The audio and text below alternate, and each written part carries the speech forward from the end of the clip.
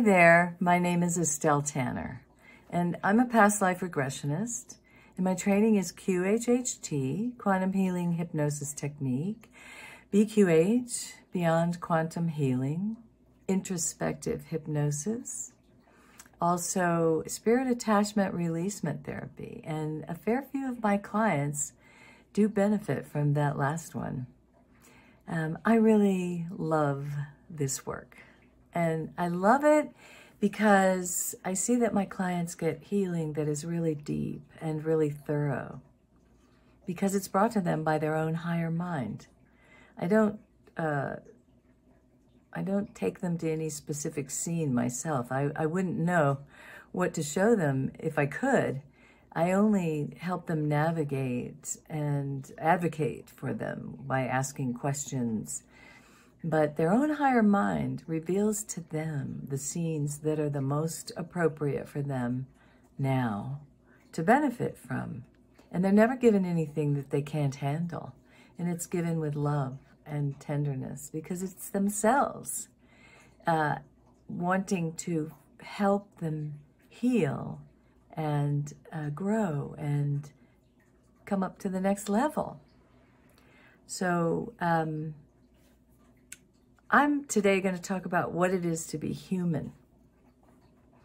I've had a few years experience and I do have thoughts about it. So I look around at the human experience today, and especially among young people, but all of us, I see that this mind programming for perfection is really driving us all kind of crazy. It's not realistic, but we're told that if we have a perfect body, perfect face, perfect relationship, perfect bank account, that we'll have a perfect human experience, and it's messy. The perfect human experience is messy, and it doesn't go in a straight line, and it's full of surprises and tragedies and triumphs, and the work basically teaches you to know yourself well enough that you can negotiate all of these ups and downs with more grace and ease and joy. And the way to do that is to get to know yourself inside and stop focusing solely on the outside. I mean, you know, wear a little makeup and do your nails, and I'm all about that, but your life experience, your quality of life is really going to be hinged on your inner work, your inner relationship. The way you see the world is not from the outside in, you know, it really is from the inside out. So let's clean house on the inside for a better life experience. We're really not perfect as humans. And I see people carrying these feelings of guilt and denial and pain and anxiety, and they think it's normal, and it's just not normal. We've all seen people that go through life with a little more fortitude, and these are the people that I guess I use the word dangerous. The people that appear to be dangerous in a controlled way are the ones that I feel the safest around, because I know they've integrated their own inner shadow, and I'm going to talk about that in a minute. Now, for healing, there really is help. It's not normal, and you can clear these things up. A hypnosis session can really help because you can access past lives, and a lot of trauma originates in past lives.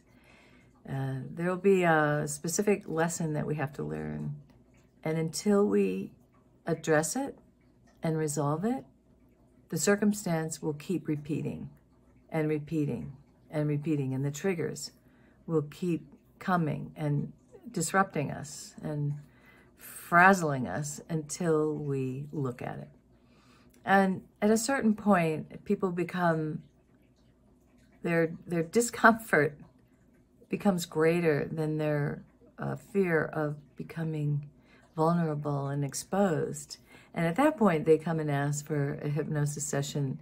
And I feel really honored and privileged to help people with this. It always brings healing for the practitioner. I think all practitioners can agree on that. But it's really wonderful to see people make a huge shift a lot of time, most of the time, just in one day. So more and more people are coming to me with these feelings of disconnection, and it's not hard to see why in our culture. But what do you do about it? You know, well, we go to the origin of the issue. We ask to be shown the origin, and we keep going until we find it. And we feel those emotions that we turned away from before and embrace that moment. We can retrieve our soul energy. We may have left a fragment of our soul energy in that trauma, and we can retrieve it. And that'll give you a lot of relief, because the amount of energy it takes to handle unresolved trauma or to push it down, to keep from looking at it, it can be pretty massive. And you don't even know it until you don't have to do it anymore. So I think this work takes courage. It really does. And it's very rewarding. Because the effect is that once you start to accept your own humanity, now you can accept other people's. And you don't expect them to be perfect, no more than you expect yourself to be perfect. We're all works in progress. And when you don't expect others to be perfect, you just don't get disappointed quite so much. And your whole demeanor softens. And your self-love becomes apparent. And people are different toward you. Your whole life experience shifts, because it's your life experience is a result of your inner experience and not the other way around. So you'll be restored to your awareness of your innocence, which was always there, but we've all overlaid our innocence with these ideas of separation and insufficiency. And when we resolve all that, the innocence comes forth, and really our vulnerability is our superpower, because it's attractive and it brings to us what we really desire. And that's not what we learn in the present culture. No, no, no, no. So this is what I think it is to be human. Imperfect and yet forgiving, and vulnerable and divinely connected. This is a healthy human that is growing, you know, not one that's stuck. And in that divine connection, you feel your divine innocence and your wholeness, and you're loving. Love is really what we are. We just have to peel back the layers to become aware of that perspective again. And then fearless, because once you look at the things that you're frightened of within, you are empowered. So your fear goes away. It's greatly diminished. The fairy tale of Beauty and the Beast is the myth of our modern times. It's not about two people, it's about one person, and that is on the hero's journey, if you will, to become self-realized in life. And it begins with the feminine, sensitive aspect that is brought to bear in a house that she can't escape. The house is always a symbol for the self. And although she's very well taken care of her physical needs, there's a monster in the house, or at least a mystery. And she is afraid of it. But it very slowly reveals itself to her. And this is the hero revealing, exposing himself to his shadow side, or her shadow side. And soon she begins to appreciate the essence of this this monster who has mastered his darker, dangerous essence. And she feels safe with that because in a stressful situation, he would have more endurance and more ability to handle it and not get triggered into harming himself or harming others or just not being reliable in that moment. So that's all her. And when she's given the choice to go back to her previous immature self that has a more pleasing, more agreeable, perhaps, demeanor to the outside world, she doesn't want it because now she has dominion and sovereignty and self-respect. And she knows her limits. She knows where her no is. She won't get resentful because she won't say yes when she means no. She can negotiate for herself better. She's a better person by including this shadow self because she's more reliable, less likely to get triggered, and